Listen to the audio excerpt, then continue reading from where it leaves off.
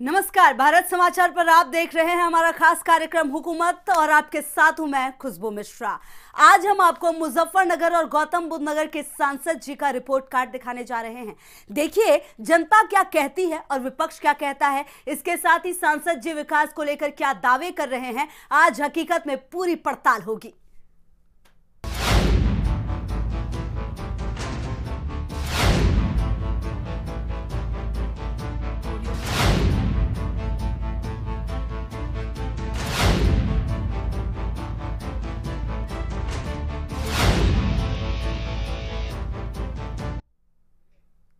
चुनावी बिगुल बज चुका है, लोग अपने सांसदों के काम की समीक्षा कर रहे हैं। भारत समाचार के रिपोर्टर हर लोकसभा सीट पर जाकर सांसदों के काम और जमीनी हकीकत की पड़ताल कर रहे हैं। गौतम बुद्ध नगर का रिपोर्ट कार्ड देखते हैं।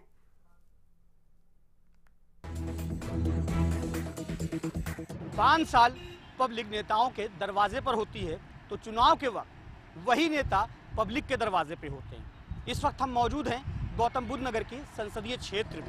लेने निकले हैं नेताओं का रिपोर्ट कार्ड और ये रिपोर्ट कार्ड जारी करती है जनता नेताओं के कामकाज में। तो आइए चलते हैं मेरे साथ, देखते हैं कि आखिर नेता जनता की अदालत में पास हुए या फेल। आज आपको गौतम बुद्ध नगर लोकसभा सीट का रिपोर्ट कार्ड दिखाते हैं, जहां से केंद्रीय मंत्री डॉक्टर महेश शर्मा सांसद हैं। 6 मई 1997 में बना गौतम बुद्ध नगर। उस समय खुर्जा लोकसभा सीट थी, जो कि सुरक्षित सीट थी। वर्ष 2009 के नए परिसमन में पहली बार ये सीट सुरक्षित से सामान्य हुई और पहले लोकसभा चुनाव में बीएसपी की तरफ से सुरेंद्र नागर ने चुनाव जीता। जब ये सीट खुर्जा में थी तो 1996 से लेकर 2004 तक बीजेपी का कब्जा रहा और लगातार 4 बार बीजेपी के अशोक प्रधान यहाँ के सांसद रहे। 1952 से लेकर 1962 और 1994 में इस सीट पर कांग्रेस का कब्जा था और 3 बार कांग्रेस के केएल वाल्मीकि यहाँ के सांसद रहे। लेकिन जब 2009 में गौतम बुद्ध नगर नई लोकसभा सीट बनी तो उसमें बीएसपी के सुरेंद्र नागर को 2,45,613 वोट मिले और वो जीत गए। बीएसपी प्रत्याशी ने बीजेपी प्रत्याशी महेश शर्मा को 16,613 वोटों से हरा दिया था। महेश शर्मा को शहरी वोट तो मिले, लेकिन ग्रामीण क्षेत्र में बीजेपी ज्यादा कुछ नहीं कर पाई, जिसकी वजह से उसको अपनी सबसे सुरक्षित सीट गंवानी पड़ी थी। 2014 में मोदी लहर थी और बीजेपी ने महेश शर्मा पर एक बार फिर से दांव खेला और मोदी लहर से डॉक्टर शर्मा गौतम बुद्ध नगर से जीत गए। गौतम बुद्ध नगर सीट दिल्ली से सटी होने की वजह से काफी महत्वपूर्ण है और इसी वजह से पार्टियां भी सोच समझकर अपने प्रत्याशी खड़ा करती हैं। गौतम बुद्ध नगर में मतदाताओं की संख्या कुल 22,41,234 है। पुरुष मतदाता 12,32,531 है। महिला मतदाताओं की संख्या 10,08,475 है। जिले में नए मतदाताओं की संख्या कुल 2,35,352 है। पहली बार नए वोटर की संख्या 84,916 है। जातीय आंकड़े के हिसाब से गौतम बुद्ध नगर में गुर्जरों की आबादी 18% है। ठाकुर 14%, ब्राह्मण 13%, मुस्लिम 14% और दूसरे समुदाय के 28% लोग हैं। गौतम बुद्ध नगर लोकसभा सीट में कुल 5 विधानसभा क्षेत्र आते हैं, जिसमें नोएडा, दादरी, जेवर, खुर्जा और सिकंदराबाद शामिल हैं। दानिश अजीज, गौतम बुद्ध नगर, भारत समाचार। सांसद महेश शर्मा ने 2014 में जेवर स्थित नीमका गांव को गोद लिया था। आइए जानते हैं इस समय कैसे हैं इस गांव के हालात।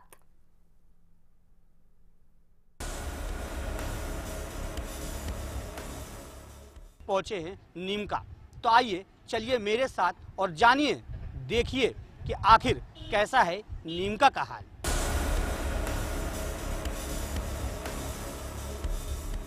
नीमका गांव में विकास तो हुआ, लेकिन अभी भी काफी कमियां दिखाई देती हैं।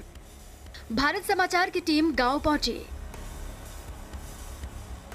तो गांव में एकमात्र एनएम सेंटर पर कोई डॉक्टर नहीं मिला। अगर गांव में कोई बीमार पड़ जाता है तो लोगों को काफी दूर इलाज कराने के लिए जाना पड़ता है। एनएम सेंटर की हालत भी काफी खस्ताहाल है। सांसद के कुछ कामों से तो लोग संतुष्ट हैं, लेकिन जर्जर भवनों की मरम्मत नहीं होने से लोगों में नाराजगी भी है। सेंटर डेवलप नहीं हो पा रहा है, इसका जर्जर हालत में पड़ा है सेंटर। इसकी वजह से यहाँ पे सरकारी काम जेवर भी जाना पड़ता है।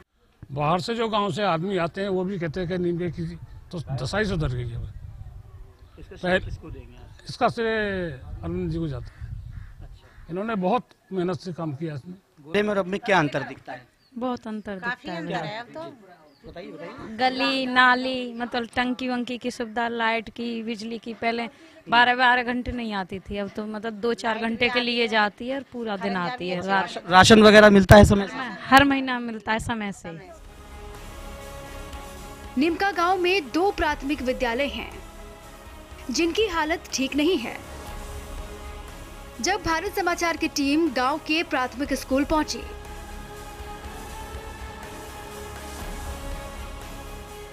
तो स्कूल में 3 टीचर्स में से सिर्फ 1 टीचर ही मिला। एक छुट्टी पर था और एक मौजूद नहीं था। स्कूल की बिल्डिंग की हालत भी ठीक नहीं है।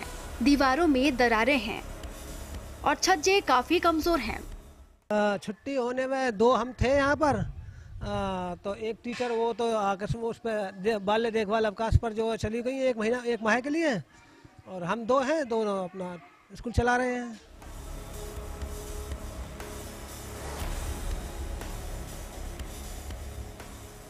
निमका गांव में एक 32 बीघे का तालाब है, लेकिन ये तालाब कम, गंदा नाला ज्यादा लगता है। पिछले 5 सालों से लोग सांसद से तालाब को साफ कराने की गुजारिश कर रहे हैं,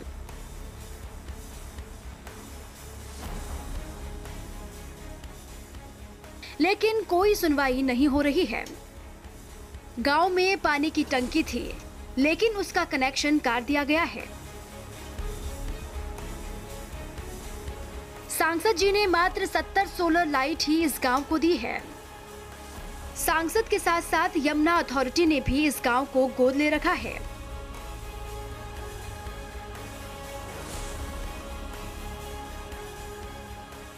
यमुना अथॉरिटी ने गांव में विकास कार्यों पर 2.5 करोड़ रुपए खर्च किए हैं।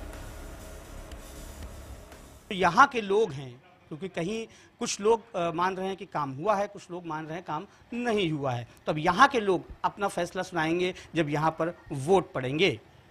कैमरा पर्सन साजिद के साथ दानिश अजीज, भारत समाचार, नोएडा। जिला गौतम बुद्ध नगर पूरे देश और दुनिया में चर्चित है। नोएडा के नाम से इसे देश का शो विंडो भी कहा जाता है, लेकिन यहाँ पर समस्याएं भी भरी पड़ी हैं। किसी ने 5 साल से सांसद को नहीं देखा, तो किसी ने सांसद के कार्यों की सराहना की है।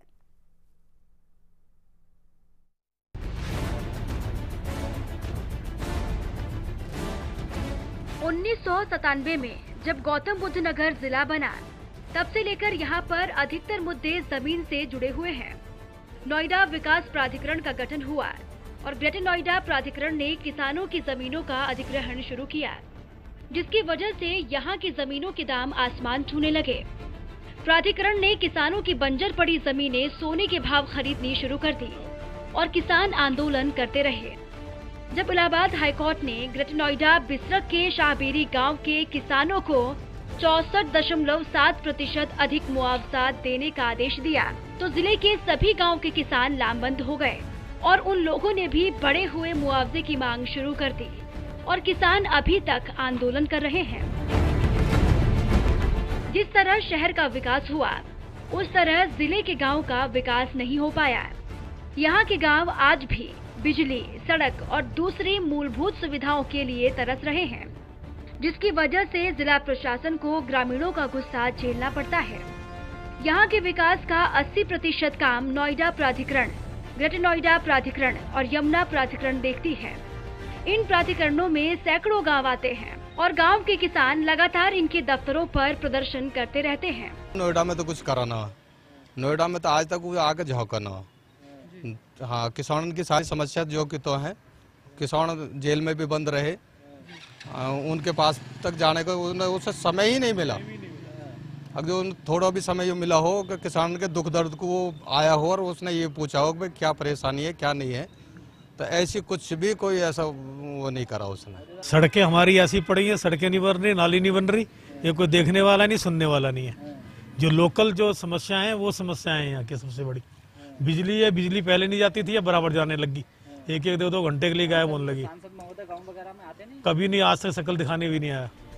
सपा और कांग्रेस के नेताओं ने सांसद पर क्षेत्र में विकास नहीं करने का आरोप लगाया है। सपा नेता सुनील चौधरी का आरोप है कि सांसद साहब ने सिर्फ अपने हॉस्पिटल बनाए हैं और जितने भी काम हुए हैं वो मायावती और अखिलेश यादव की सरकार ने करवाए थे। कांग्रेस नेता का आरोप है कि नोएडा, ग्रेटर नोएडा बनाने में सबसे बड़ा हाथ कांग्रेस का है। बीजेपी और क्षेत्रीय सांसद महेश शर्मा आम लोगों के साथ धोखा कर रहे हैं। सांसद महोदय से तो पब्लिक परेशान रहती है। एक चीज जरूर कहूंगा मैं, थोड़ा सा विकास उन्होंने जरूर किया है। वो उन्होंने ये किया है कि उनके जो है 3 हॉस्पिटल थे और आज की डेट में उनके 10 से 11 हॉस्पिटल हैं। ये विकास उनका जरूर हुआ है। जब बाद में जमुना एक्सप्रेस प्राधिकरण हो या यूपीएसआईडीसी हो, जो डेवलपमेंट की संस्थाएं हैं, उन संस्थाओं को जितना मजबूत कांग्रेस सरकार में नरेंद्र तिवारी जी के टाइम में किया गया, उनमें इन्होंने कोई कुछ भी नहीं किया। फिलहाल जनता ने अपनी समस्याएं बताई हैं और विपक्ष ने सांसद पर क्षेत्र की अनदेखी का आरोप लगाया है। लेकिन अब 2019 के चुनाव परिणाम का इंतजार करना पड़ेगा और देखना होगा जनता इस बार क्या जनादेश देगी। दानिश अजीज, गौतम बुद्ध नगर, भारत समाचार।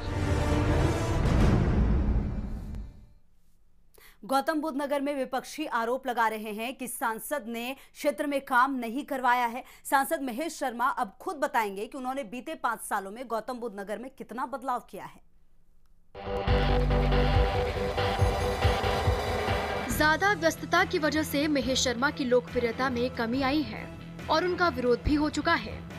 महेश शर्मा गौतम बुद्ध नगर जिले में 3 बड़े हॉस्पिटल चलाते हैं, जिससे किसी न किसी तरह से वो जिले की आम जनता से जुड़े भी रहते हैं। सांसद महेश शर्मा का कहना है कि उन्होंने पंडित दीनदयाल उत्थान संस्थान और जेवर एयरपोर्ट के रूप में 5 सालों में 50,000 करोड़ रुपए की योजनाओं की गौतम बुद्ध नगर को सौगात दी है। केंद्र सरकार हर सांसद को सांसद निधि के रूप में 5 करोड़ की धनराशि जारी करती है। गौतम बुद्ध नगर के सांसद डॉक्टर महेश शर्मा ने क्षेत्र के विकास में मिसाल पेश की है।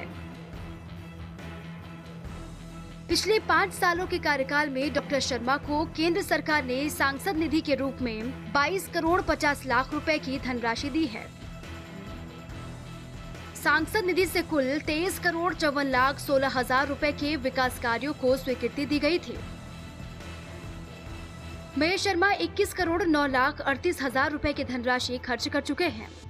प्रधानमंत्री नरेंद्र मोदी जैसे व्यक्तित्व के साथ मुझे 4 मंत्रालयों में काम करने का मौका मिला और स्वतंत्र प्रभार मंत्री के रूप में भी, जहां देश के कामों में उन्हें अपनी सहभागिता की, वहीं अपनी कॉन्स्टिट्यूएंसी के लिए भी मुझे लगभग 50,000 करोड़ से अधिक के कार्य हम करवा पाए। सांसद जी का अपना तर्क, विपक्ष अपनी तरीके से सांसद जी को घेरने में जुटा है, लेकिन इस बीच कहीं ना कहीं जो समस्याएं हैं वो आम जनता की अभी भी बनी हुई है। ये रिपोर्ट कार्ड जनता ने जारी कर दिया है, आपके सामने सारी चीजें हैं।